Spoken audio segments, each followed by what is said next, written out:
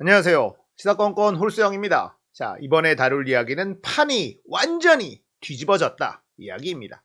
자, 김만배의 녹취록이 또 공개가 됐습니다. 김만배와 윤석열이 매우 친밀한 관계라는 것이 이 녹취록 대화 내용 속에 들어가 있고, 이 대화 내용이 꽤나 충격적이기까지 합니다. 자, 이 공개된 녹취록이 어떤 의미를 내포하고 있는지 한번 짚어보도록 하죠. 자, 우상호 더불어민주당 의원이 공개한 김만배 정영학 녹취록 중의 일부입니다.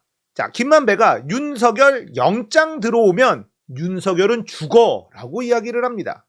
윤석열은 내가 가진 카드면 죽어. 2번 죽여요. 그리고 김만배는 되게 좋으신 분이야. 나한테도 꼭 잡으면서 내가 우리 김 부장 잘 아는데 위험하지 않게 해. 윤석열이 본인에게 이런 얘기를 했다. 이렇게 얘기를 하는 겁니다.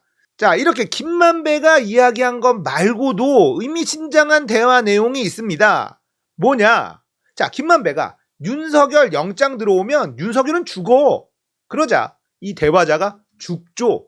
자, 이 대화자도 뭔가를 알고 있는 사람이에요. 그 다음에 원래 죄가 많은 사람이긴 해, 윤석열은. 그러니까 김만배는 되게 좋은 분이야. 그러자 상대방이 그렇죠. 자, 김만배가 나한테도 꼭 잡으면서 내가 우리 김 부장 잘 아는데 위험하지 않게 해. 이런 얘기를 해주더라.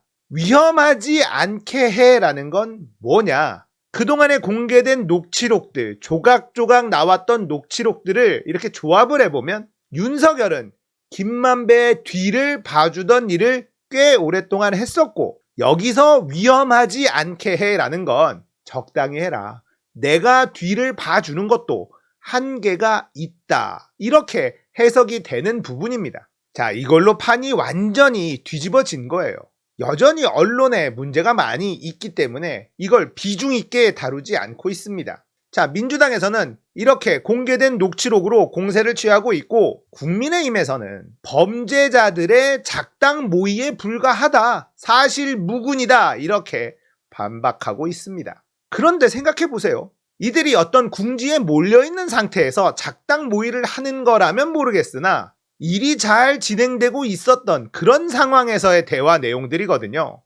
작당 모의를 할 이유가 전혀 없었던 상황입니다. 그리고 또 다른 공개된 녹취록에서는 김만배가 이런 얘기도 해요.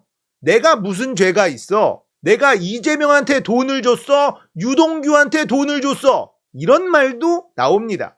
그러니까 이재명 후보는 김만배에게 돈을 받은 적도 없고 김만배와는 아무 상관이 없다. 그렇다는 건 곧 화천대유랑은 이재명은 아무런 상관이 없는 사람이다. 이런 증거가 될 수 있는 그런 녹취록도 공개가 됐습니다. 하지만 여전히 윤석열과 국민의힘은 대장동은 이재명 거다 이러면서 공세를 하고 있어요.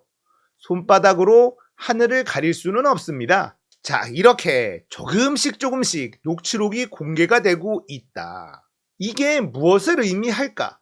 저는 이 부분을 좀 들여다보고 싶습니다. 이 자료는 검찰에서 나올 수밖에 없는 그런 자료입니다. 이게 검찰에서 새고 있다는 거예요. 검찰 내부에서도 이걸 막으려고 애를 쓰고 있지만 균열이 생기고 있다. 이렇게 해석이 됩니다. 어떻게든 이 수사를 막고 윤석열이 대선에서 이기고 대통령이 되면 이걸 깔아뭉개서 없애버릴 생각인데 이게 쉽지 않은 상황이다라는 겁니다. 검찰은 모두 똑같다. 검사 동일체, 한몸 아니냐? 다 같은 편 아니냐? 다들 이렇게 알고 계시죠? 그런데 그렇지가 않다 그래요. 검사들 사이에서도 극소수의 특수통들, 이들이 검찰 권력을 좌지우지하고 엄청난 이권과 부와 명예 다 가져가는 것에 대한 불만 있는 세력들도 엄청나게 많다 그래요. 출세하려면 줄을 서야 되고 정치검사를 해야 되고 특수부가 돼야 되는 이 상황에 대한 불만, 90%의 검사들이 이런 불만을 가지고 있다고 합니다. 그러니까 검찰 내부에서도 변화할 수 있는 에너지는 어느 정도 있다. 이렇게 해석하는 분들도 꽤 계시더라고요. 하지만 검찰 내에 권력을 가진 힘 좀 있는 사람들이 거의 다 이 특수부들, 윤석열 라인. 그렇기 때문에 훨씬 더 많은 숫자들의 검사들이 반발하지 못하고 있는 그런 상황이다. 뭐 이렇게 해석하시는 분도 계십니다. 자, 이런 녹취록이 하나씩 하나씩 새 나오고 있어요. 그리고 MBC의 장인수 기자가 또 검찰이 가지고 있는 자료들을 입수를 해서 하나씩 하나씩 공개하고 있죠. 검언유착, 채널A와 한동훈, 이동재. 자, 지금 검찰에서 나오는 자료들을 보고 있으면 채널A는 전부 다 알고 있었다. 이런 증거가 쏟아져 나오고 있습니다. 이게 대한민국 언론의 민낯이라는 거죠. 이런 상황에서도 대한민국 언론은 조용하죠. 거기다가 장인수 기자는요, MBC에서 이걸 보도하지 못했습니다. 열린공감TV, 고발뉴스, 빨간아재님, 서울의 소리, 뭐 이런 대표 진보 스피커 채널에서 공개를 했어요. 이것도 굉장히 슬픈 현실이죠.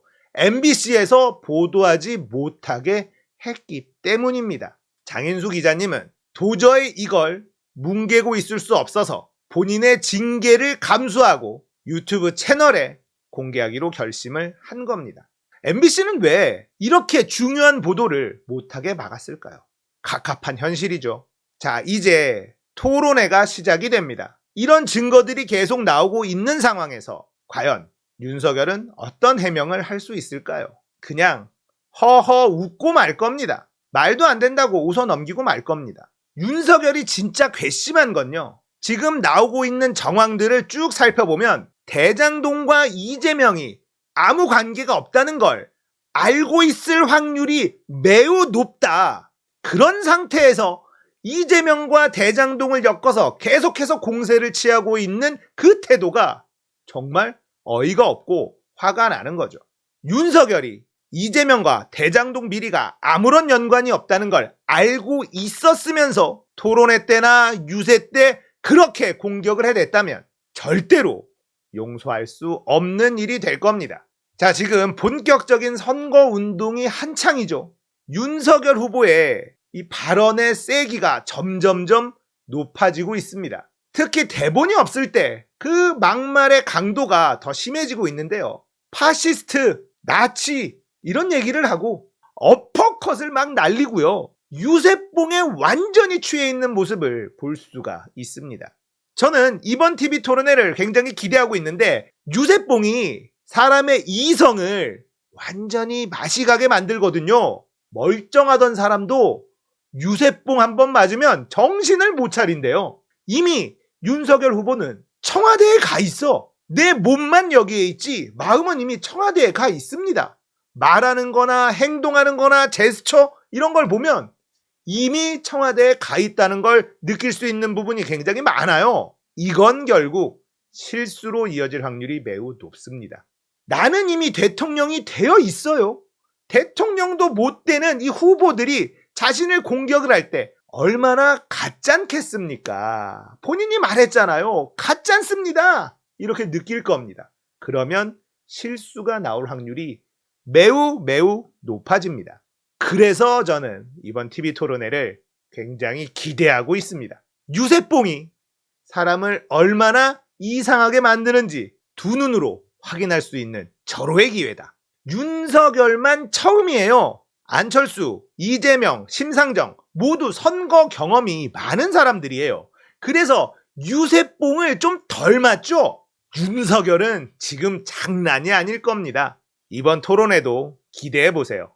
어떤 일이 벌어질지 저는 벌써부터 기분이 막 설레고 그래요.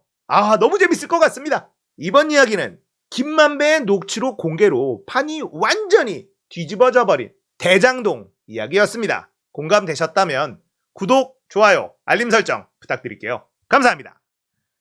끝!